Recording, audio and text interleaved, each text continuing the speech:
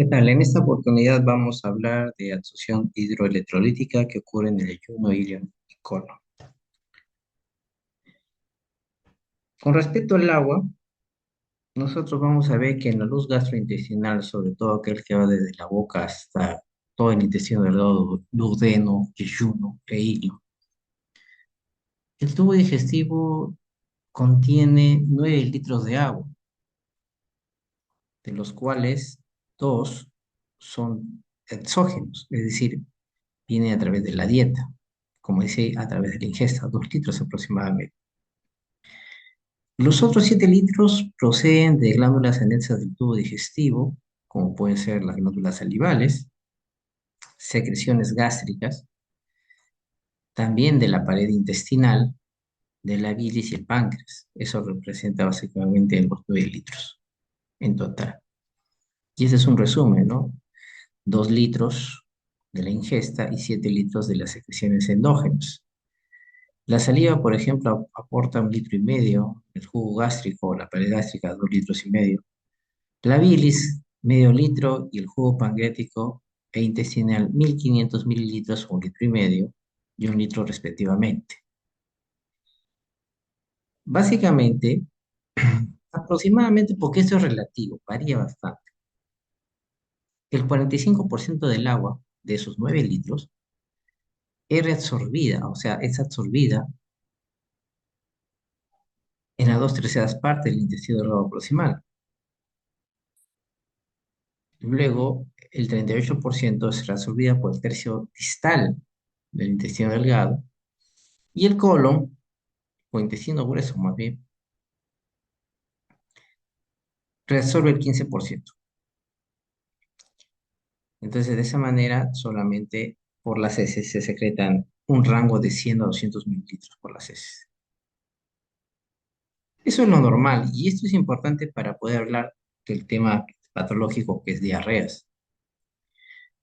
Y ya si lo quiero hablar de manera de litros, nosotros podemos ver que la mayor absorción del agua, y por eso lo he resaltado con azul, se produce a nivel de ayuno. O sea, de esos 9 litros, aproximadamente 5,5 litros, o sea, 5,5 litros, son absorbidas a nivel del ayuno. Aquí está, este es un resumen. En el ilion o el ilio reabsorbe 2,5 litros. Esto quiere decir que nos queda 1 litro que va a llegar a través de la válvula ileocecal al colon. Y la mucosa del colon, de ese litro que le va llegando restante, ¿no? Toda la pared del colon va a absorber agua 900 mililitros. De tal manera que cuando salen por las heces solamente saldrá 100 mililitros. Bueno, yo hablaba de rangos de 100 a 200 mililitros. Este concepto es importante, ¿por qué? Porque cuando hablemos de diarrea, vamos a hablar que la diarrea básicamente, sobre todo la acuosa, vamos a ver, por ejemplo, y tenemos que tener ese concepto fisiológico. Doctor, ¿qué pasa, por ejemplo, en los casos de las diarreas agudas, que ya vamos a definir qué es, en los cuales muchas veces es producida por un germen o la toxina de este germen, y cuando actúa sobre este intestino delgado, por ejemplo, hace que las paredes de este intestino delgado, que deberían secretar y aportar 1 litro, acá está, mi jugo intestinal aporta 1 litro, en realidad no hace que secrete más de 1 litro, ya sea el mismo microbio o las toxinas en sí, y secrete, por ejemplo, se me ocurre, doctor, 4 litros. Entonces, yo creo, doctor, que cuando llega la válvula cecal, el colon solamente está capacitado para absorber 900 mililitros. Pero si ya son más de 3 litros, por así decirlo, la mucosa del colon no está preparada para absorber y por lo tanto, yo creo que lo que va a salir por ahí es una diarrea de tipo acuosa. Y diré que prácticamente el problema es la diarrea acuosa que proviene del intestino delgado. Eso es lo que generalmente ocurre en las diarreas agudas producidas por los microbios. Pero también puede ser lo siguiente, puede ser que existe una enfermedad que es la enfermedad inflamatoria intestinal, en la cual hay una alteración de la mucosa del colon. Entonces la mucosa del colon no cumple una función a cabalidad.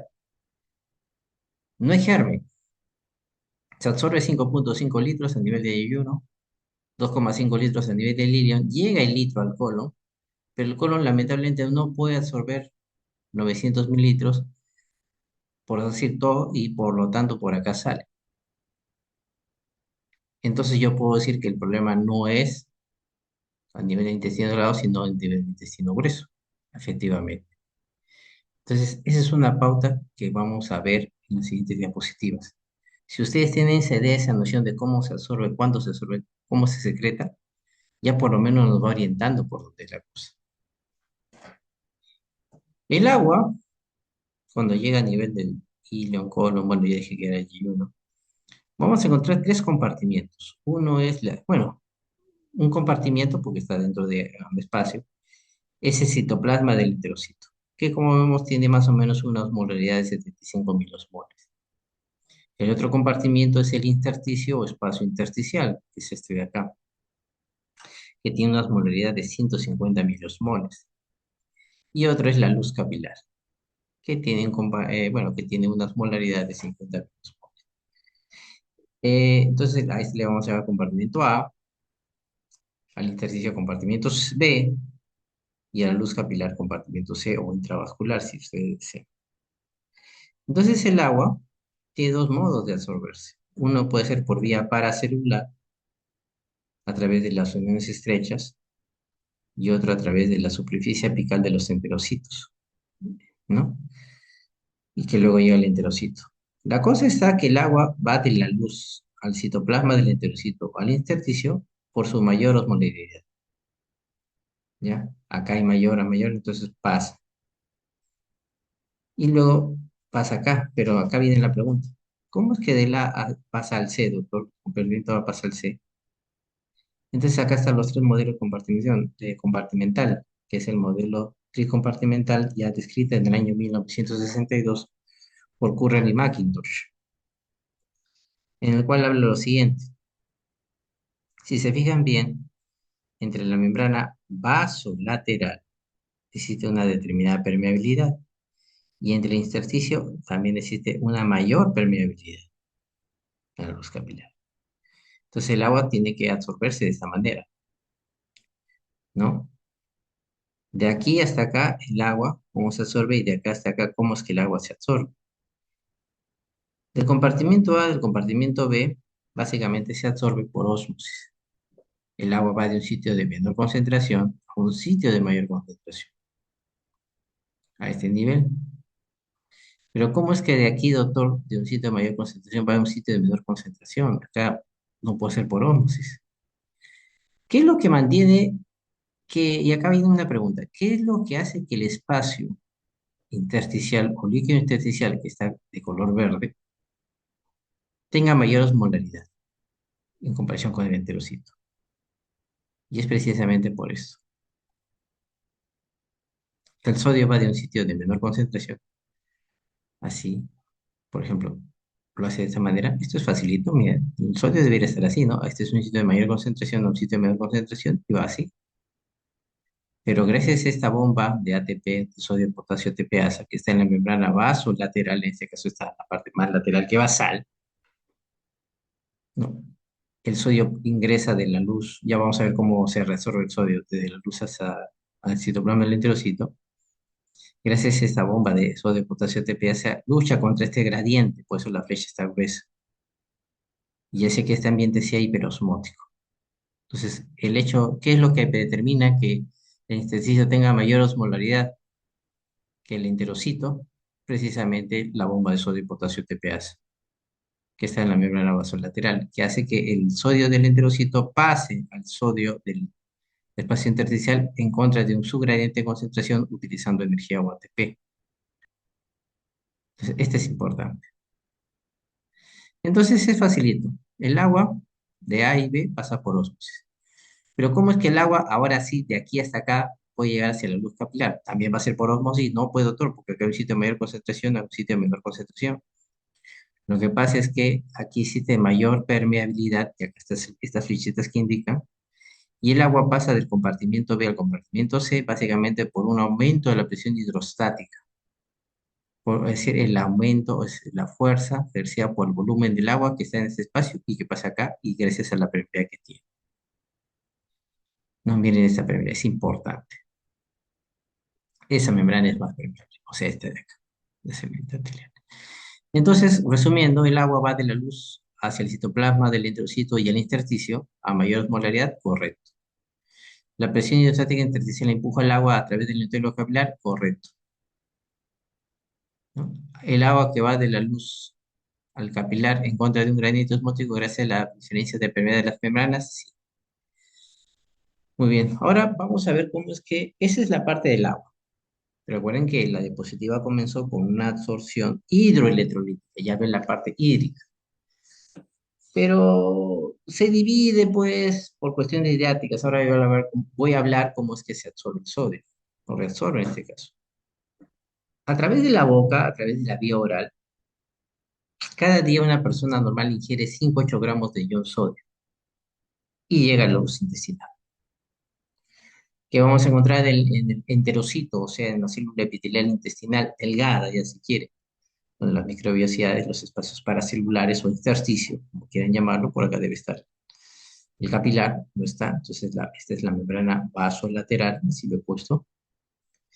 Y cada día, con las secreciones intestinales, porque también las paredes del intestino, no solamente el sodio viene de manera exógena a través de la dieta por ingesta, sino también las mismas paredes intestinales secretan entre 20 a 30 gramos de ion sodio, o sea, contribuyen a aumentar más.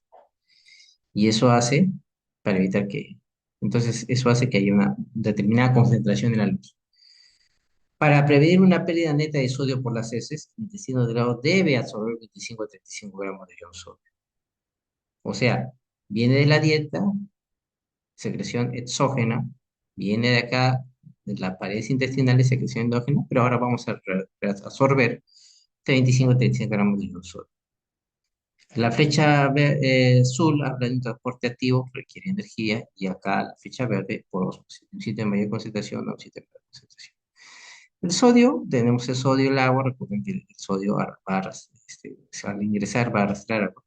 Más o menos está en una concentración de 142. Por eso, si nosotros nos vamos acá, acá hay 142 miliequivalentes en luz, va a un sitio de mayor concentración a un sitio de menor concentración. Pasa por acá. Va a sitio de menor concentración a mayor concentración. De esa manera el agua se absorbe, ¿no? Por ósmosis. Entonces, si acá sabemos que es 142 y acá es 75, entonces por difusión simple pasa de mayor a menor. El agua sigue, entonces al gradiente osmótico lo acompaña, pues, bueno, yo agua te acompaño el sodio. Entonces el agua sigue a esta diferencia, a este gradiente que es lo mismo. Y luego va hacia los espacios paracelulares o a la membrana vasolateral, ¿no? Y el agua también sigue al gradiente osmótico a través de los espacios paracelulares. Lo sigue. Entonces, ¿no? Y así el sodio se absorbe en un 99,5%. Lo hace el agua con estas flechitas verdes, lo hace a través de una osmosis. Bueno, pero en realidad existe 4 formas en las cuales el sodio puede absorberse del epitelio intestinal. Durante la ingesta, mientras estamos comiendo, entre comidas, cuando no comemos, ¿qué pasa, por ejemplo, entre las 7 de la mañana, que es el desayuno, y a la 1 de la tarde, que es el almuerzo, cómo se absorbe el sodio? Eso ocurre a nivel del intestino delgado colon, una asociación electroneutra, cómo lo hace a nivel del colon, y vamos a ver cada uno de estos. Vamos a ver la asociación acoplada a nutrientes, es decir, con la ingesta, cuando estoy comiendo, cuando estoy desayunando, por ejemplo, o cuando estoy almorzando. Cómo el sodio se absorbe en mi ayuno mediante el mecanismo de asociación acoplada a nutrientes. Entonces, acá están los actores, acá está el sodio. Entonces, ¿qué sucede? En la luz, porque acá estoy marcando la luz, va a haber cuando estoy comiendo va a haber bastante glucosa que ya se ha degradado, que se ha digerido, va a haber aminoácidos, va a haber sales biliares, va a haber vitamina B, vitamina C. Entonces, estos, por ejemplo, se van a absorber mediante un mecanismo de cotransporte con el sodio. O sea, el sodio sigue igual, 142 acá, 75 acá. ¿Sabe qué? Entonces la glucosa, aminoácidos, ¿sabes qué? Tú vas de un sitio de menor concentración a mayor concentración, de mayor concentración, perdón, a menor concentración. Este, nosotros, glucosa, aminoácidos, sales biliares, queremos que nos, gracias a esa energía que estás generando, unirnos, acoplarnos a una proteína transportadora para poder absorberse. Y de esa manera se absorbe el sodio. Con la ingesta, con cotransportes, que quieren los otros ser jalados, aventados, o como le dicen, eh, trasladados. Y de esa manera se absorbe. Entre ingestas ocurre lo siguiente. En el enterocito, acá está se forma producto del metabolismo del enterocito, el CO2 se junta con el agua y a través de una enzima que es la anilasa carbónica se forma ácido carbónico, que es un ácido débil, que luego genera hidrogeniones y bicarbonato. Entonces, los hidrogenes tienen que salir en contratransporte, y eso es durante ingesta, cuando ya dije, entre el desayuno y el almuerzo, por ejemplo, se me ocurre 10 de la mañana, que no como nada. Y el bicarbonato se secreta y el cloruro ingresa. Entonces, esto sigue el mecanismo normal, ¿no? Porque acá es sitio de menor concentración, 75 milimoles, acá 150. Y el cloro lo arrastra porque es un anión, cargas opuestas se atraen, y esto se va a formar ácido carbónico acá, CO2 por acá, y el CO2 es un gas, puede regresar, y acá se forma el agua, y el agua se puede absorber, siguiendo precisamente esto de acá. O sea, si la pregunta fuese, durante el periodo de intraingestas o durante el periodo interdigestivo, que es lo mismo, es un juego de palabras nada más, ¿cuál es el mecanismo por el cual el sodio se absorbe? Pobre que me digan, voy retrocediendo, que es bajo el mecanismo de asociación acoplada de nutrientes. No, porque eso sucede cuando está ingiriendo algo. Entonces viene a ser la asociación electroneutra de sodio y cloro. ¿Por qué electroneutra? Porque precisamente sodio, catión y cloruro, anión, se absorben en la misma proporción y por eso se neutralizan. Ya, esa es la manera que ocurre. Otra manera que ocurre también de absorción del sodio es la absorción electrogénica, en los cuales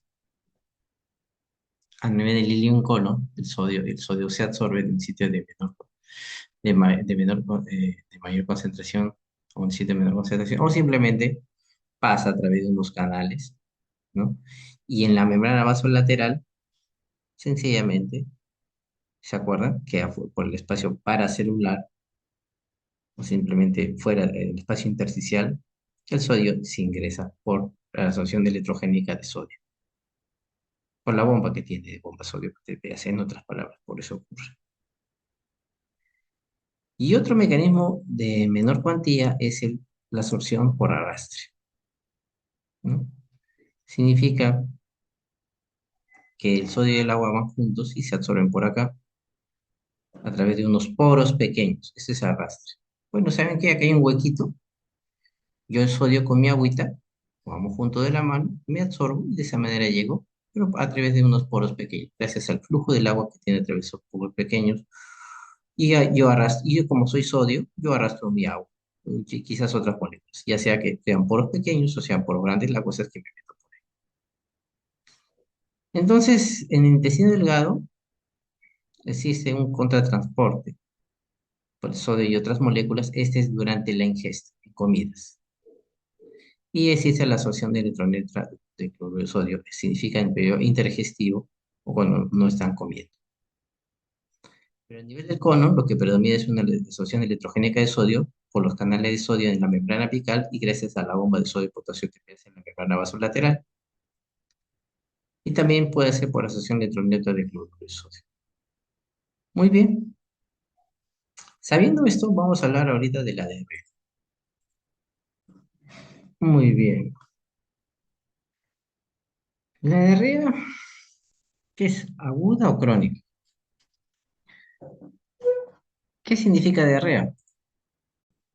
Es el aumento del número de deposiciones, ¿verdad? Más del usual. Quizás suena demasiado general, pero varía en cada persona. El hábito edificatorio varía en cada persona. Pero de acuerdo al tiempo, a la temporalidad, nosotros lo dividimos en agudo o crónica. Esa sería nuestra primera aproximación diagnóstica. Porque nos va a sugerir un grupo causal. Una diarrea de menos de 4 semanas generalmente está asociada a la ingesta de microbios o toxinas. Por ejemplo, ustedes toman agua o refresco, un salchipapa de la tía veneno, y lo que ingiere son heces, ¿no? Que tienen precisamente las microbios o toxinas, y de esa manera llegan al trato gastrointestinal. Yo voy a hablar básicamente de que la mayor parte de esta patogénesis se debe a los canales de cloro, debido a los microbios y sus toxinas. Nosotros, por ejemplo, en el enterocito del cloro, entonces nosotros tenemos un canal que se llama canal de cloro, que es el CFTR, que es un regulador tan membrana de la fibrosis quística, porque ahí se le encontró por primera vez. El cloro suele excretarse, tiene una secreción activa por ahí, a nivel de ayuno y ionicol. Los microorganismos y toxinas activan la secreción de cloro, hace que esos canales de los canales de fibrosis quística, que son canales de cloro prácticamente, estén abiertos y el cloro sale y el cloro arrastra agua, o sea, es una, digamos, clorhidrorrea, y ese hace que las evacuaciones líquidas sean frecuentes. Por ejemplo, nosotros tenemos aquí en el intestino delgado las vellosidades. En la punta de las vellosidades ocurre la absorción de sodio, y en las criptas del Ibercu ocurre la secreción de cloro. Es ahí donde ocurre. Entonces, por acá ingresa el sodio y arrastra agua, por acá sale el cloro y arrastra agua, ¿no? Entonces, la cripta líbica es importantísima, porque ahí yo les he puesto acá, estoy colocando como ejemplo la acción del virus cólera, ¿no? Del cólera. Básicamente, estos son los canales de cloro, que es el RFCT, ¿no? Los canales de reguladores transmembrana de la fibrosis quística, que a través de una activación de la proteína G, de la unidad alfa, no de la beta gamma, sino de la unidad alfa de la proteína G, activa a la dienciclasa y hace que el ATP se transforme en AMP cíclico, activa proteinsinasas y hace que estos canales estén abiertos y el cloro sale y esto arrastra agua. Pero esta subunidad alfa de la proteína G, que es una proteína transmembranal, por así decirlo, no va a estar eternamente, sino se cambia por GTP y GDP, deja de señalizar, por lo tanto no activa la proteína sinasa y pueden permanecer cerrados. No puede estar permanentemente abiertos, porque si lo está, ahí es donde viene la diarrea. Entonces, el vibrio cólera secreta una enterotoxina, que es la A1 y A2, y que están unidos por puentes de sulfuros, se junta a unos gangliósidos, receptores gangliósidos GM1, ¿no? Y se va a pegar a esa proteína G, ¿no? Y va a evitar precisamente lo siguiente, que el GTP se transforma en un GDP, por lo tanto, permanentemente está activo esta proteína G, esta unidad alfa, permanentemente está activando la dienciclasa, permanentemente hace que el ATP se transforme en AMP cíclico, y resumiendo, permanentemente hace que los canales reguladores tan membrana de la fibrosis quística o simplemente canales de cloro estén abiertos y el cloro sale y arrastra al sodio y luego al agua. Lo voy a avanzar esto. Y esto es lo que ocurre con la batería del cólera, ¿no? Hace que el amipicilo esté permanentemente activo, el cloro sale. Eso ocurre a nivel de las criptas del Leverkusen. Arrastra el sodio y sólido cloro arrastra agua y la diré que se produce es una rea acuosa. Entonces, la absorción electroneutra de cloruro de sodio por el viroclora es donde ahí ocurre. Eso ya lo había explicado, ¿no? Y este AMP ciclo también inhibe precisamente al intercambiador a nivel del colon, ¿no? En la asociación electroneutra. Entonces, ¿qué pasa? El sodio debería resolverse y como no se resuelve porque está inhibido este contratransporte de sodio y hidrógeno, el sodio permanece en la luz y al permanecer en la luz arrastra agua. Y esto también es un mecanismo que hace precisamente la acción del virus cholerae. O sea, si le dijeran cuál es la acción del virus cholerae a nivel del colon, altera la absorción del electroneto de cloruro de sodio, prácticamente eh, inhibiendo la proteína contratransporte de sodio y cloro, haciendo que el sodio permanezca en la luz y esto arrastra agua. Ese es a nivel del colon. ¿Y cómo es a nivel del intestino delgado? Ya les dije, a nivel del intestino delgado es precisamente manteniendo activa la adenosiclasa, la proteína G, su parte alfa, no se, no cambia, se mantiene activa la adenosiclasa, hay más AMP cíclico, hay más activación de proteínas sinasas y, y permanece abierto el cloro y esto arrastra el sodio y esto arrastra el agua. Ese sería el nivel de intestino delgado. ¿Y en cómo cambia? La cosa es que, gracias a esto, ¿no? Las reglas son demasiadas cosas, ¿ya? Voy avanzando esto de acá, ¿no? Eh, el Vibrio cólera es eso, pero no es la única, también existen otros gérmenes, que es la Escherichia coli enterohemorrágica. Eh, si va a haber secreción de cloro, ¿qué va a haber? En la sangre no va a haber cloro, entonces va a haber en la sangre hipocloremia, va a haber hiponatremia, va a haber deshidratación porque todo el agua se está yendo por aquí y también se escapa el bicarbonato, va a haber acidosis metabólica. ¿Cómo es la acidosis metabólica? Acá pues está, ¿no? Existen dos maneras que el bicarbonato se secreta, ¿no? Uno es que precisamente por la acción, voy avanzando acá, el CO2 más agua y el ácido y la grasa carbónica se descompone, se forma ácido carbónico y el ácido carbónico forma bicarbonato y también hidrogeniones y este bicarbonato puede salir por este canal, ¿no? Por este canal. Entonces puede haber dos alteraciones. Entonces el tratamiento básicamente es, si pierdo, le doy sales de dilatación oral, ¿no? ¿Por qué? ¿Se acuerdan cómo era el mecanismo de absorción durante la ingesta de sodio? Sí, doctor. Si yo tengo nutrientes como la glucosa, como las sales biliares, como la vitamina, y sé que el sodio va de un sitio de menor concentración a un sitio de mayor concentración, estos solutos como la glucosa, el monosacárido, las sales biliares, las vitaminas, le dicen al sodio, oye sodio, nosotros queremos absorberte contigo, pero queremos usar tu energía de esa osmosis. Podemos acoplarnos a través de una proteína cotransportadora, no contra, sino cotransportadora de la luz al enterocito. Así es la manera que se la absorbe. Entonces, como sé que se pierde agua, en un litro de agua potable, se entiende, hervida, le damos 3 cucharadas de azúcar, que es lo que va a aportar la glucosa y va a estimular a ese tipo de absorción de sodio contra el transporte. Le damos media cucharadita de bicarbonato y media cucharadita de sal para aportar lo que se está perdiendo y de esa manera se ingresa. Entonces, de eso se trata el mecanismo de las sales de dilatación oral. Esto lo vamos a ver más adelante. Y bueno, yo le dije que en la fibrosis quística se identificó este canal que está alterado, ¿no? Entonces, ¿qué pasaba? Se identificó este canal que está alterado, es un canal acá dice, por una mutación del gen del cromosoma 7, perdón, es un canal regulador transmembrana de la fibrosis quística, pero en realidad es un canal de cloro. El canal está normal, no sale cloro, ¿no? Y si sale cloro, hay poco cloro que sale y encima poco agua que sale y la secreción que sale es espesa en la fibrosis quística a nivel del páncreas, que es lo que se determinó. Esta es una célula cinaria, este es todo del páncreas.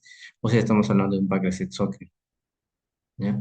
No sale agua, no sale bicarbonato, la secreción es espesa, ahí y hay fenómenos de mala absorción, que no me interesa ahorita, pero ese es el mecanismo. Seguimos con diarrea aguda, ¿ya?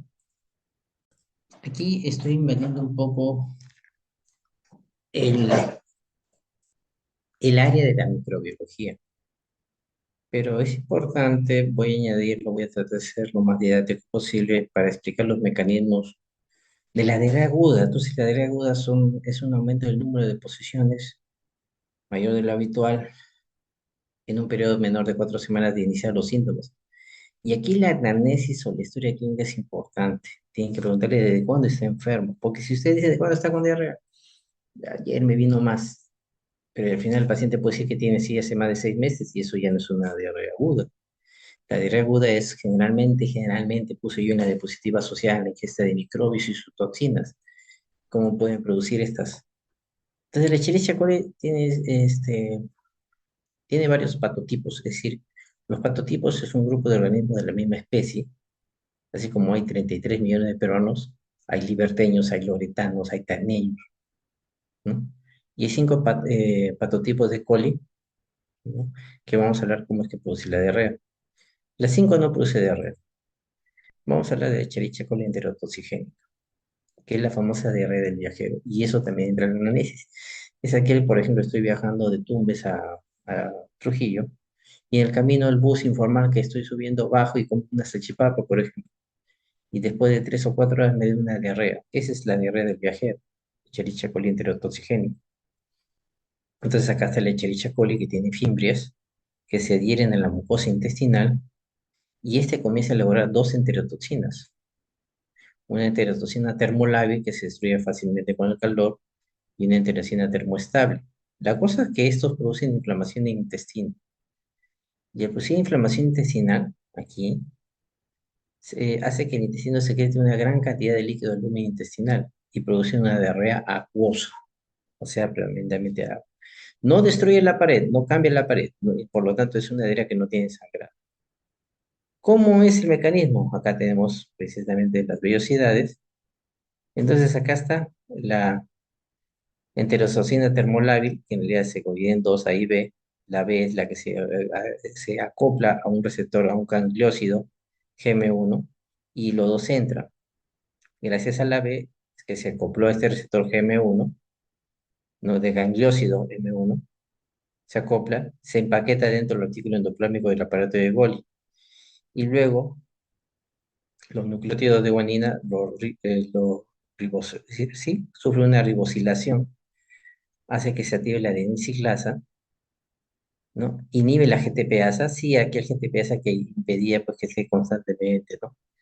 La cosa es que acá, lo que quiero que entiendan es que una vez que está empaquetada y una vez que sale liberada por el nucleótido de guanina, este heterociana termolábil en el interior del citoplasma del enterocito, hay una activación de la ciclasa, hay una activación del AMP cíclico y mantiene activo los canales de cloro o el canal regulador transmembrana de la fibrosis quística, sale el cloro y arrastra agua y produce una diarrea acuosa, ¿ya? Entonces, esta sí, por si acaso, ese es el mecanismo por el cual ocurre la diarrea. Me interesa el mecanismo fisiopatológico. Hay otra más grave, que es la E. coli productor de toxina similar a Shiga, ¿ya? Eh, un ratito,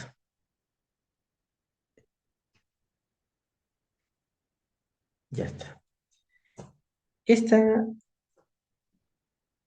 enterotoxina, perdón, esta es Escherichia coli productora de toxina similar a Shiga o toxina Shiga, también se llama, lo van a encontrar como E. coli enterohemorrágica. Fíjense rápido. ¿Cómo funciona esta E. coli enterohemorrágica? Se pega igualito y libera toxinas, pero a diferencia de la enterotoxigénica, ¿no? Esta Escherichia coli enterohemorrágica lesiona los vasos sanguíneos subyacentes, lo que resulta en inflamación, y eso hace que la diarrea sea sanguinolenta y cambie, ¿ya? Y sí va a haber una diarrea con líquido, ¿no? Va a ser una diarrea con agua, pero también con lesión, con, digamos, heces sanguinolentes. ¿Y cómo funciona el mecanismo? Básicamente es casi igual, ¿no? Acá está, por ejemplo, la Escherichia coli enterohemorrágica, que no libera, por si acaso, eh, las enterotocinas termolábiles, sino elabora la toxina Shiga de la Shigel. Y este tiene su propio receptor, no es el gangliósido GM1, es un receptor de guanilato ciclasa C que va a activar al GMP cíclico. Y este MGP cíclico simula la acción del AMP cíclico y hace que este canal regulador transmembrana de la fibrosis quística, alias canales de cloro, se mantenga permanentemente activo, arrastra cloro arrastra agua, bueno, sería cloro, arrastra sodio y arrastra agua y ese que la diarrea sea acuosa también. Pero a diferencia de eso, esta Escherichia coli, productora de toxina similar a Shiga o enterohemorrágica, puede ocasionar un síndrome hemolítico urémico que le he puesto con la sigla de SUT. Cuando estas toxinas llegan al torrente sanguíneo, ¿qué va a pasar? Va a llegar al glomérulo, ¿no? Va a llegar al glomérulo y aquí es donde ocurre la filtración para formar la orina. Y llega, ahí está, va llegando. ¿Y qué va a ocasionar aquí en las células endoteliales, en este ovillo capilar del glomérulo, donde ocurre la filtración? Lesiona las células endoteliales, producen muerte celular programada y las proteínas que no deberían filtrarse filtran. Y entonces en la orina va a haber proteinuria. Además, la destrucción de estas células endoteliales desencadena un proceso inflamatorio donde se libera citocinas y quimiosinas. Y estas citocinas y quimiosinas, ¿qué van a hacer? Van a activar plaquetas para que estas plaquetas sigan este coágulo, ¿no? A este nivel de plaquetas. Pero este es un glomérulo y hay como 1 millón de nefronas en cada riñón. Entonces imagínense, pues, las plaquetas van a ocasionar daño endoteliales en un montón de glomérulos. Va a haber demasiadas plaquetas que van a tener que parchar esto. Y esto ocasiona que las plaquetas disminuyan en sangre. Y esto va a ocasionar no solamente proteinuria, sino también trombocitopenia, ¿no? Y además, estas plaquetas pueden irse a la distribución de las arteriolas, su bifurcación, y los eritrocitos cuando quieran pasar, por ejemplo, por este lado, se van a fragmentar y se van a romper, y lo que va a producir es una hemólisis microangiopática de estos eritrocitos produciendo anemia. Entonces estamos viendo que esta Escherichia coli hemorrágica va a producir proteinuria, va a producir trombocitopenia y va a producir anemia. Entonces disminuye el flujo sanguíneo renal. Entonces ese riñón que tenía sus glomérulos simplemente va a sufrir una isquemia. El flujo sanguíneo y al sufrir una isquemia va a haber una incapacidad para filtrar la orina y no se va a filtrar la urea y va a haber una uremia. De ahí el nombre de síndrome urémico hemolítico. Y ahora, ¿qué es lo que pasa? Lo que pasa es que normalmente el reto diagnóstico entre diarrea aguda y crónica, que ya vemos que el punto de corte era 4 semanas, es que en la diarrea crónica sí hay que conocer el agente etiológico, pero en la diarrea aguda no tanta, porque usamos el manejo empírico. Es decir, si yo tengo una diarrea, tiene fiebre, le doy antibiótico. Y no necesariamente a una diarrea le pedimos pruebas para saber cuál germen ha sido, salvo que sea crónico, ¿verdad? Porque el resto está en la parte crónica. Pero si yo a este pacientito le doy antibiótico y es una Escherichia coli hemorrágica, lo podemos matar al paciente. Entonces, ¿por qué? Hay que ver, doctor, ¿y cuándo hay que sospechar que se trata de una E. coli hemorrágica? Siguiendo esta secuencia. Esta secuencia para nosotros es importante. Si primero es una diarrea aguda sanguinolenta, luego aparece la fiebre y luego hay peritonitis, dolor a la manipulación, sugiere que la infección en la mucosa alcanza la serosa. ¿Eso qué quiere decir? Que la pared del colon derecho es de menor grosor que el izquierdo, ¿ya? El colon izquierdo tiene mayor grosor de capa muscular. Entonces la mucosa del colon derecho está casi cerca del peritoneo visceral, de la serosa, ¿no? Entonces, si yo sí respeto esa secuencia, yo podré sospechar que estoy ante una Escherichia coli hemorrágica. Entonces, no olvidar eso. Pero es verdad, la Escherichia coli hemorrágica no es la única que puede producir eso, puede ser Campylobacter, le decían la salmonella. Pero si yo le doy antibiótico, le puedo favorecer el síndrome urémico hemolítico. El otro nombre de Escherichia coli hemorrágica son estas siglas que ya la van a dar en microbiología, y el uso de antibióticos incrementa el riesgo de que pueda tener síndrome urémico hemolítico hasta 17 veces, ¿no? Y podemos, ¿qué cosa? Liberar más toxina chiga o verotoxinas, ¿no? Y encima podemos eliminar la flora intestinal normal del propio intestino y podemos favorecer más la formación de la Escherichia coli hemorrágica. Si yo le doy trimestoprim, quinolona, fluorouracil, entonces puede ocasionar esta muerte. Entonces, el tratamiento de la colitis hemorrágica es de sostén. Hay que darle líquidos y dieta blanda. Los antibióticos son controvertidos porque no van a reducir los síntomas, no me va a prevenir que se complique más y aumenta el riesgo de síndrome urémico colítico. Eso es importante. Pero la secuencia, la anamnesis es importantísima. El otro grupo es la Escherichia coli enteroinvasiva, que van a meterse aquí, van a aplanar a las vellosidades y va a producir una diarrea sanguinolenta. Es casi similar, pero no me va a ocasionar mayor problema, y generalmente del lado izquierdo. La Escherichia coli enteropatógena es esta, se da exclusivamente en niños menores de 2 años, no se sabe por qué. Llega, se pega a sus fimbres, ¿no? Se introduce, destruye el sitio esqueleto. Ojo, el sitio esquelético, el que da la armazón, no lesiona los vasos sanguíneos. Entonces se aplana el enterocito y se afecta la capacidad para absorber agua y nutrientes, entonces el paciente que va a tener una diarrea acuosa, ¿no? Y el último es la Escherichia coli europatógena, que generalmente es aquel que coloniza del ano hacia, digamos, el periné de la mujer. La uretra de la mujer es de 4 o 5 centímetros, puede producir una infección ascendente cistitis, se puede producir alfa y beta hemolicinas y puede producir una pilonefritis, pero esta no produce diarreas. Lo menciono porque existe, ¿no? Entonces es la causa más común de infección de tracto urinario, sobre todo en la mujer. Nosotros tenemos cierta dificultad para ver, a pedir ciertas pruebas, ¿no? Pero, por ejemplo, si yo tengo unas deposiciones también se llaman cámaras, por si acaso, que son más de 100 mililitros, que son infrecuentes, que sean menos de 5 al día, y que tienen un dolor abdominal leve, yo podré sospechar que el origen es intestinal.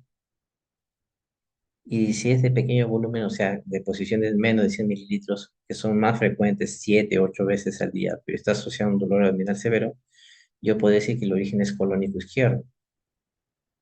Entonces, la diarrea crónica es una definida como más de 3 deposiciones blandas por día durante más de 4 semanas. Ahora, según la causa, se puede dividir en una ciatorrea, una diarrea secretora, una diarrea osmótica, una diarrea tipo inflamatoria, una diarrea dismótil y una diarrea iatrogénica. Si se tiene diarrea crónica, primero tenemos que hacer el examen físico, que ya lo acabo de decir. Historia, examen físico más de 3 deposiciones por día, puede estar asociado a un dolor abdominal. El examen físico puede ver sensibilidad abdominal, ruidos intestinales hiperactivos, y pedimos toda la gama de laboratorio. Entonces, esta es la anamnesis que tenemos que ver.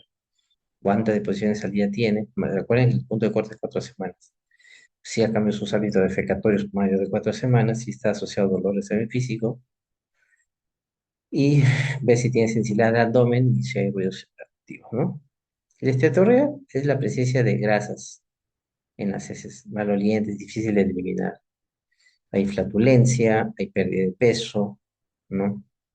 Los exámenes laboratorios generalmente que hay disminución de la albúmina, las vitaminas A, D, B, 12K, que son vitaminas liposolubles, del hierro, del calcio, y al hacer el estudio de las heces hay un aumento de la grasa fecal, ¿no?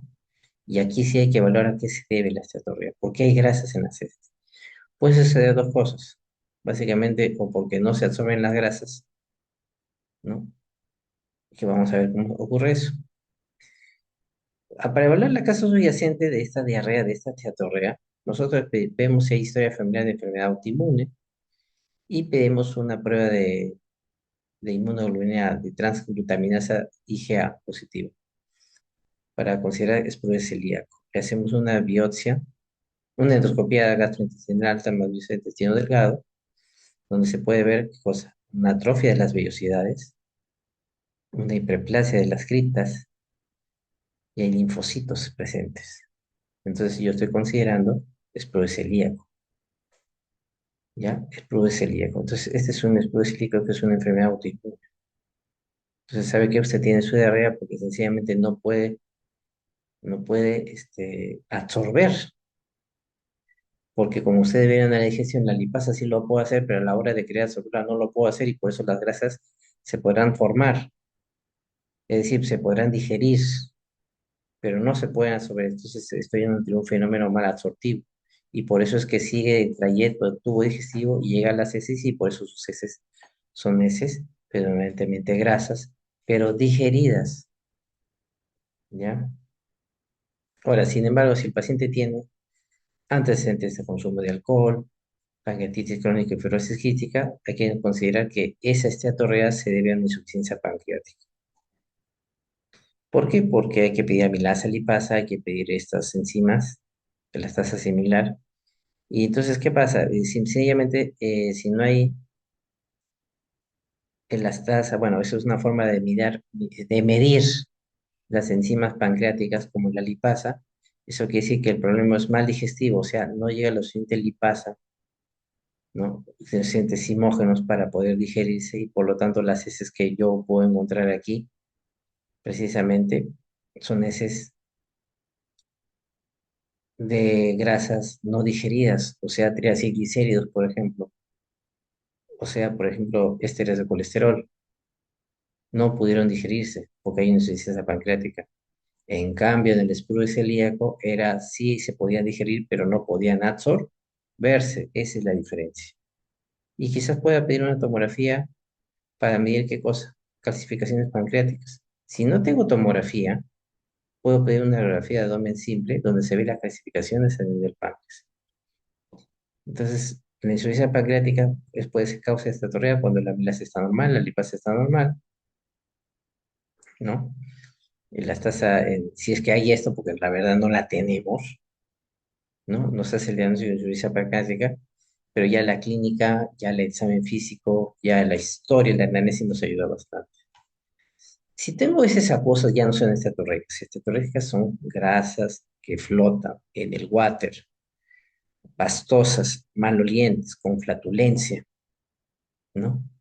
Que puede ser producidas por un sprue celíaco, que es una enfermedad autoinmunitaria, por eso hay que averiguar antecedentes antiinmunitarios. Ya tengo que hacer una biopsia si hay atrofia de las vellosidades, hay hiperplasia de las criptas, y hay linfocitos, entonces es un síndrome mal absortivo. Pero si el paciente tiene antecedente de consumo de alcohol, antecedente de fibrosis quística, pancreatitis crónica, entonces es más probable que tenga una insuficiencia pancreática, no se elaborarán las lipasas, la esterasa de colesterol, no se digieren las grasas, no se digieren los triglicéridos, ¿verdad? Y por lo tanto va a haber esteatorrea, pero por grasas no digeridas. Ahora, si las heces son acuosas, hay que ver, o sea, permanentemente agua, hay que ver si este es secretor. ¿Y qué era secretor? ¿Se acuerdan lo que les dije al inicio? Doctor, secretor puede ser que la pared del jugo, de la pared intestinal secreta 1 litro de agua. ¿Se acuerdan de los 9 litros? Ya. Entonces, estos gérmenes, o quizás un mecanismo, quizás por ahí, hace que esta agua salga de más. Ya no 1 litro, saldrá 2, 3, 4 litros, como el virus en cólera que ocurrió en el Perú, ¿no? O puede ser una Escherichia coli enterotoxigénica. O puede ser que hay un elemento en la luz intestinal que arrastre agua. Entonces, ¿cómo hacer? Calcular, bueno, primero la anamnesis. Y el siguiente paso es calcular la brecha osmótica de las heces. Se pide precisamente la normalidad de las heces. Normalmente las heces deben tener 200 milosmoles por kilo. Se debe tener el estudio de sodio, potasio y agua. Y se hace esta fórmula. Es normal cuando es menos de 50 milosmoles, por si acaso. Entonces, si yo tengo una diarrea acuosa, que yo le aplico esta fórmula, esta brecha, ¿no? Esta brecha osmótica de las heces, así se llama, ¿no? Y me sale que es menos de 50 milimoles por kilo, yo debo sospechar que estoy en una diarrea secretora, la que acabo de describir, la que bota bastante agua hacia la luz.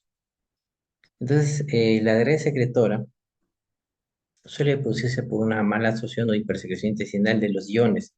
¿Se acuerdan del sodio? ¿Se acuerdan del cloro? ¿Se acuerdan del bicarbonato? Salen hacia la luz, ¿verdad? Y al salir a la luz arrastra agua a las paredes, de las paredes hacia la luz.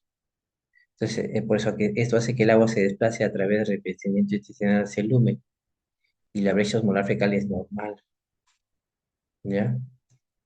Ahora hay que evaluar por qué se debe esa diarrea secretora.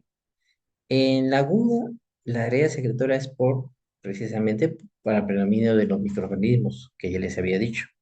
Pero si ya tengo una diarrea de más de 4 semanas, tengo de 6 meses, por ejemplo, yo no voy a sospechar que a cada rato esté comiendo pues en la tía veneno a cada rato y constantemente se está produciendo diarrea secretora.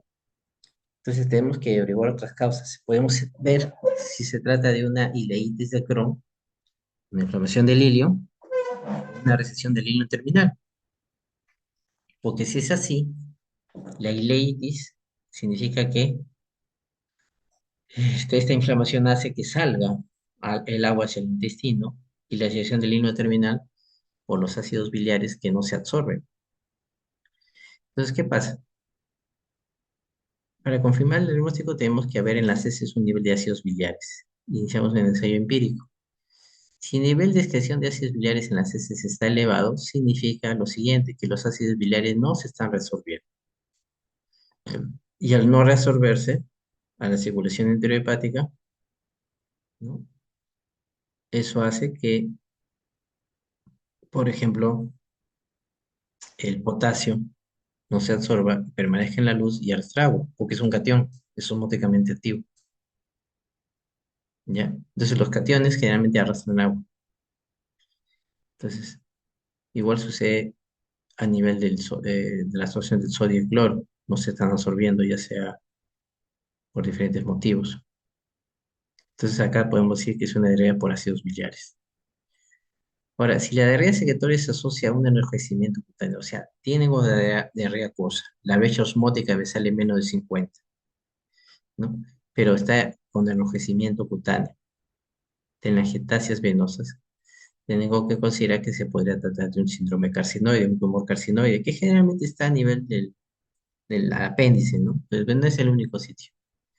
Le tengo que pedir un examen que es el 5-hidroxindolacético en una línea de 24 horas. Si los niveles están aumentados, estoy en un síndrome carcinoide. Y otros tumores que pueden causar diarrea secretoria con brecha osmótica fecal menos de 50 son los péptidos intestinal vasoactivos, los lipomas, el cáncer medular de tiroides con la calcitonina, la mastocitosis, el gastrinoma y inclusive adenomas vellosos colorectales. Ahora, si la brecha osmótica fecal me sale más de 75, yo diré y el paciente tiene un volumen de heces diario menor de 200, que disminuye durante el ayuno, yo diré que es una diarrea osmótica. Y el ejemplo más palpable es que ¿se acuerdan de estos solutos como la lactasa? Si tengo una deficiencia de lactasa, la lactasa no descompone la lactosa. Y la lactosa es un disacárido, permanece en la luz y arrastra agua, ¿no? Entonces hay que evaluar la casa subyacente de la diarrea osmótica. Si el paciente también está usando laxantes osmóticos, polietilenglicol, lactulosa, ¿no? Entonces, si está usando esos laxantes osmóticos, sencillamente suspenderlos, medir la dosis y si es así, si los síntomas mejoran, la diarrea que usted tiene, señor, es que usted está consumiendo laxantes osmóticos, que permanecen en la luz intestinal, no se degradan y arrastra secreta agua, ¿no? Por ósmosis a este nivel. Hay que evaluar el test de enfermedad de intolerancia a la lactosa, que es la más conocida, y la heces blanda del paciente está asociada con infección de alimentos que contienen lactosa. Yo consumo lactosa, leche y helado, por ejemplo, y me da diarrea. Considera deficiencias de lactosa. No consuma, por favor, lactosa y de ahí hacemos el diagnóstico clínicamente de deficiencia de lactosa. La diarrea inflamatoria se caracteriza por tener explosiones frecuentes y de pequeño volumen. Están acompañados de fiebre y tenesmo. Tenemos que es la sensación, ¿no? de ir al baño, ¿no? Pujo, o sea, tengo que pujar para poder salir las heces. Tenemos sensación de evacuación incompleta, es el tenesmo, ¿no? Y tenemos que pedir todos estos exámenes de laboratorio. Porque si estamos ante un paciente que tiene deposiciones frecuentes y de pequeño volumen, ¿se acuerdan? Deposiciones frecuentes y de pequeño volumen, estamos sospechando que son del lado izquierdo. Y generalmente los procesos inflamatorios son del lado izquierdo. Si tengo un dolor abdominal tipo cólico, que suele ser intenso, tengo una diarrea sanguinolenta y dolores en articulaciones y en los ojos, Y en el examen físico puede haber abdomen sensible, al examen dígito rectal hay sangre en los guantes, y hay, por ejemplo, poliarteritis nodosa, yo tengo que considerar que estoy en una colitis ulcerativa, pero acá el análisis es importante, el orden es importante. Yo podría considerar eso, doctor, siempre y cuando, porque los síntomas extraintestinales preceden a la diarrea. Señor, ¿desde cuándo está con diarrea? De hace 2 meses, doctor. Ah, me viene con sangre, me viene con dolor abdominal cólico. Pero si el paciente me dice, pero si yo ordeno los síntomas y tengo bastante paciencia, y él me dice, sí, tengo artralgias, lo que primero me vino fueron artralgias y dolor en los ojos, y me salieron unas manchitas, y después me vino la diarrea, el diagnóstico etiológico es colitis ulcerativa. Primero son los síntomas extraintestinales y después vienen los síntomas gastrointestinales. ¿Cuál es el siguiente paso? Tenemos que pedir endoscopía en gastrointestinal con biopsias. Va a haber eritema, va a haber ulceraciones, es un patrón continuo, ya voy a saber por qué es continuo, ¿no? Que así tengo que, y que puede llegar inclusive hasta lirio, y decir, afecta al lirio, va a haber ilitis por reflujo, y la histopatología revela inflamación de la mucosa y acceso a unas gritas. Entonces estoy haciendo un diagnóstico de colitis ulcerativa. Ahora, si el dolor que viene es un dolor abdominal, pero que viene después de la ingesta, no tiene diarrea pero sin sangre, también tiene dolor de articulación en los ojos, puede haber masa, eritema nodoso, puede ser enfermedad de Crohn. Pero este es un diagnóstico marciano, generalmente visto en Europa. Igualito, las lesiones que yo veo en el Crohn son lesiones en empedrado, la colonoscopía, es discontinuo. ¿Por qué? Porque empieza por acá está bien, acá está mal, por acá está bien y acá está mal, por acá está bien y acá está mal, por acá está bien y puede llegar hasta arriba. Y generalmente respeta el reto está intacto, ¿ya? Entonces, cuando hago una biopsia, yo veo granulomas, veo inflamación crónica transmural y eso es una enfermedad de Crohn. Entonces, tanto la colitis ulcerativa, en los cuales lo que predomina primero, el primer ataque son poliartralgias, dolor en los ojos y luego viene la diarrea, y generalmente la colitis ulcerativa es continua, afecta desde el recto y va subiendo, ¿verdad?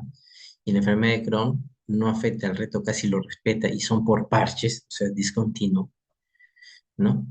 Entonces, estos son enfermedades inflamatorias intestinales. Normalmente, la microbiota, ¿qué es la microbiota? La microbiota viene a ser todos los microorganismos que están en la luz del intestino, ¿ya? Se adquiere al nacer, por si acaso, durante el primer año de vida. En un individuo sano, las células caliciformes secretan esta estructura verde, que es el moco, y que protege de los microbios. Pero también puede haber péptidos antimicrobianos que son secretados por las células de panel, que son las defensinas. Y también puede haber inmunoglobulina A, ¿ya? Entonces, cuando se detecta esto a través de la célula dendrítica lo lleva hacia el ganglio linfático mesentérico para que forme interleucinas y estas interleucinas vayan a la circulación sistémica y de esa manera puede combatir estas infecciones, ¿no? O producidas por la microbiota. Pero recuerden que es una enfermedad autoinmune. Entonces, ¿qué puede haber? Diarrea ileocolónica. Y cuando digo colónica, es moco, sangre, pujo, tenesmo, ¿ya? Es una anomalía genética, ¿no? Es de grupo de pacientes. Y la diferencia es esta, acuérdense, ¿no? En la colitis ulcerativa empieza del recto y va subiendo, ¿no? En cambio, en la enfermedad de Crohn, ¿no? Hay sobrecrecimiento bacteriano, puede haber hematoquesia, pero puede llegar hasta la boca llano y es discontinuo. Los síntomas son bastante comunes en los dos. Tenesmo, sensación de evacuación incompleta, diarrea, dolor abdominal, rectorragia, moco, ¿no? Pero esa es la diferencia que hay.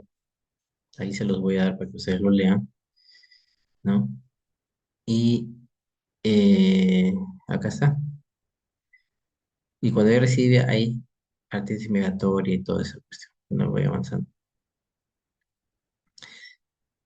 Recuerden que la colita izquierda hay menos deposiciones, son más frecuentes, hay moco, sangre, pujo, tenemos dolor en cuadrante inferior izquierdo.